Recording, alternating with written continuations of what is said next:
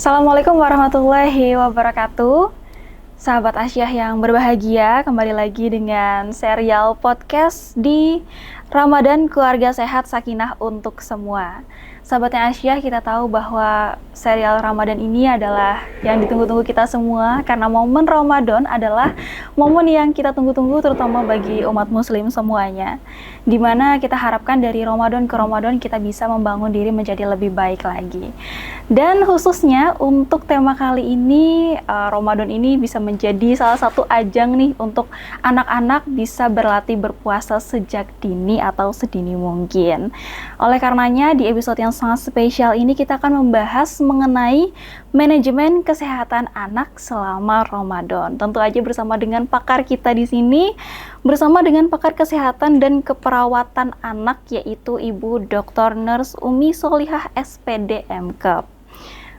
Sebelum kita memperkenalkan beliau lebih lanjut, kita sapa dulu beliau. Assalamualaikum Ibu. Waalaikumsalam warahmatullahi wabarakatuh. Baik, sahabat Asyah yang berbahagia, narasumber kita kali ini merupakan Dekan dari Fakultas Ilmu Kesehatan Universitas Muhammadiyah Purwokerto dan juga sebagai pengurus Majelis Kesehatan PP Aisyah bidang pemberdayaan masyarakat yang tentu saja telah melakukan banyak kontribusi dalam pemberdayaan masyarakat dan penguatan peran keluarga, khususnya kesehatan dan keperawatan anak. Jadi nggak perlu tunggu lama-lama lagi, kita langsung aja memulai sesi pertama ini. Bagaimana Bu Umi kabarnya hari ini? Alhamdulillah baik, sehat. Sehat, alhamdulillah ya. Happy, bahagia ya Bu ya hari ini. Alhamdulillah. Oke, alhamdulillah. Kali ini di kesempatan yang sangat berbahagia ini nih Bu Umi, kita memiliki tema yaitu mengenai manajemen kesehatan anak selama Ramadan. Dan ini menjadi sangat menarik sekali ya Bu Umi, karena kita tahu bahwa untuk bunda-bunda semua nih sahabat Asyah yang berbahagia kali ini ada teknik-teknik khusus nih untuk mengajarkan anak kita agar mau untuk memulai berpuasa khususnya di bulan Ramadan kali ini. Jadi menurut Bu Umi sendiri sebenarnya apa sih yang membuat topik ini menjadi penting dan menarik nih Bu Umi?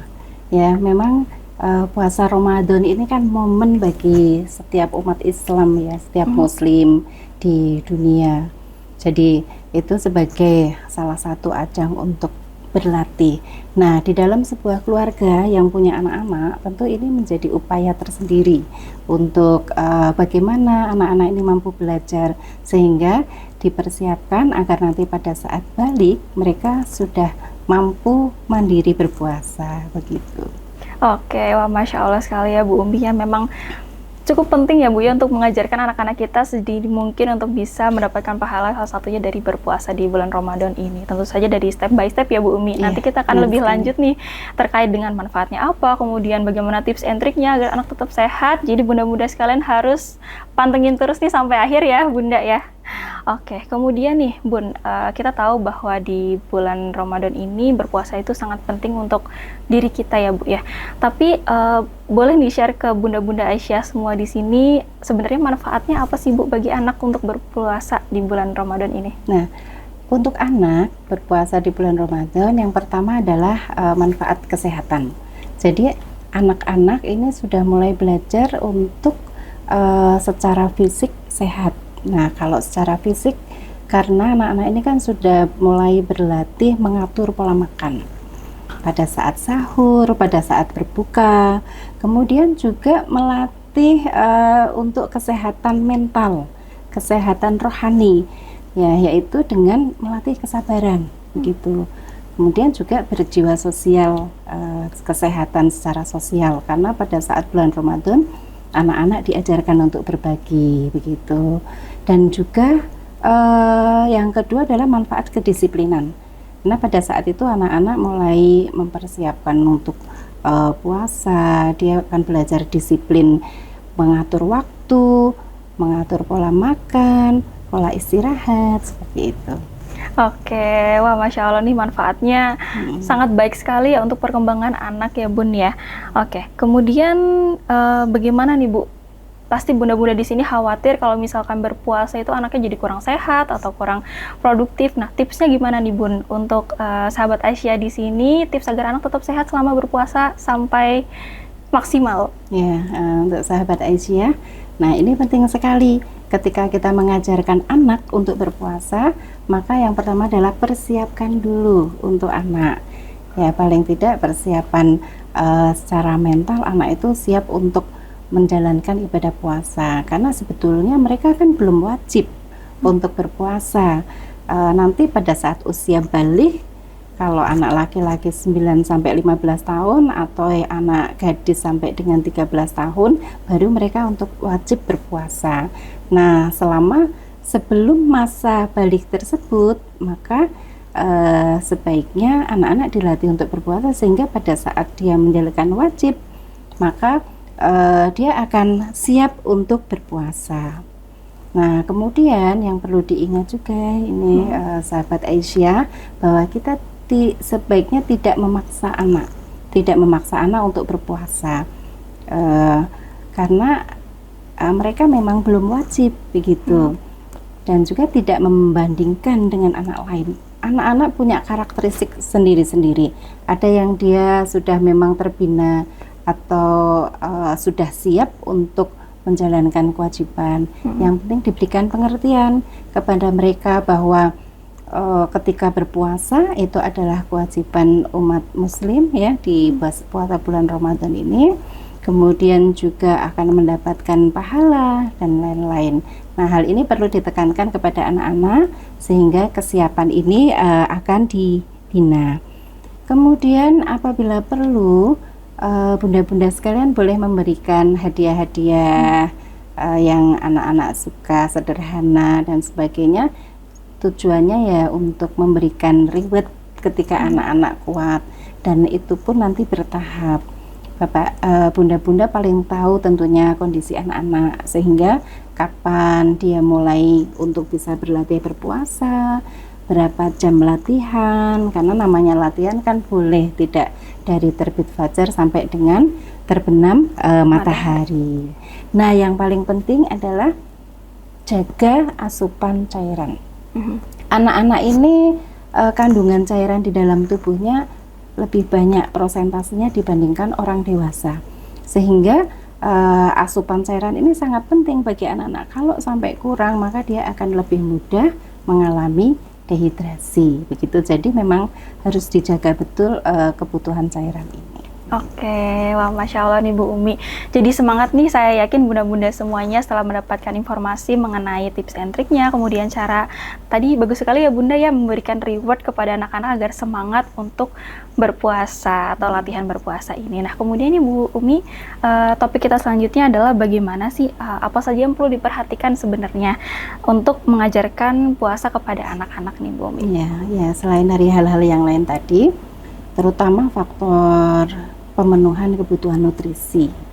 Itu penting sekali orang tua memilih jenis makanan yang mengandung protein tinggi ya. Kalau misalnya daging, ayam atau sapi yang tidak berlemak, makanan tinggi serat itu dapat menahan lapar lebih lama. Kemudian yang mengandung mineral, protein, karbohidrat jangan lupa. Jadi dari sayur-sayuran, buah-buahan, kemudian variasi makanan yang diberikan, ini juga penting untuk anak.